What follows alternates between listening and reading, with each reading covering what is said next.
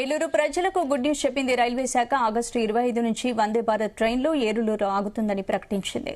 ఇక విశాఖపట్నం సికింద్రాబాద్ మధ్య తిరిగే వందే భారత్ ఎక్స్ప్రెస్ ఏలూరులో 1 నిమిషం పాటు ఆగుతుందని అధికారులు తెలిపారు.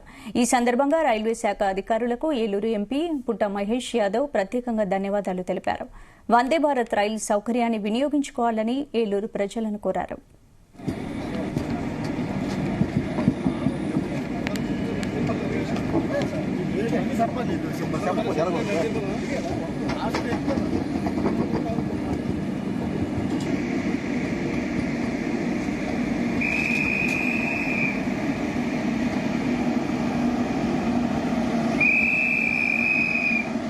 ఏలూరు ప్రజలందరికీ కూడా ఇవాళ శుభవార్త.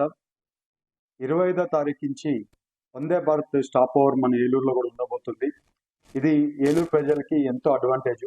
ఈ పర్మిషన్ ఇచ్చిన రైల్వే మినిస్టర్ గారికి, ప్రైమ్ మినిస్టర్ గారికి, అలాగే చంద్రబాబు నాయుడు గారికి, లోకేష్ గారికి, పవన్ కళ్యాణ్ గారికి, ప్రతి ఒక్కరికి ఈ పర్మిషన్ ఇచ్చిన ప్రతి ఒక్కరికి నమస్కారాలు ఏలూరు తరపున.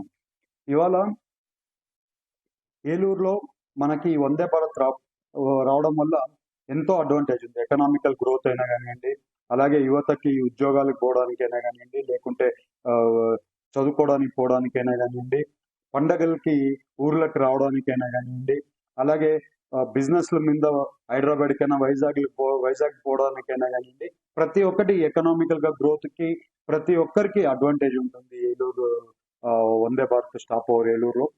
ఇవాళ ఈ వందే భారత్ స్టాప్ ఓవర్ రావడానికి నేను ఫస్ట్ టైం మినిస్టర్ని కలిసినప్పుడు మినిస్టర్ గారు ఏమన్నారంటే, కొంచెం టైం పడుతుంది, 2-3 years పడుతుంది, ఇది అంతా కూడా మేము రివ్యూ చేయాలన్నారు. లేదు సార్, నాకు ఇది తొందరగా కావాలి, మా ఏలూరు ప్రజలు మమ్మల్ని ఆస్వాదించి ఇక్కడికి పంపించింది, వాళ్ళ డిమాండ్స్ ఏమున్నాయో అన్ని కూడా మేము తీరుస్తామని మమ్మల్ని ఇక్కడికి పంపించారు. ఏలూరు ప్రజలందరికీ కూడా ఇవాళ శుభవార్త.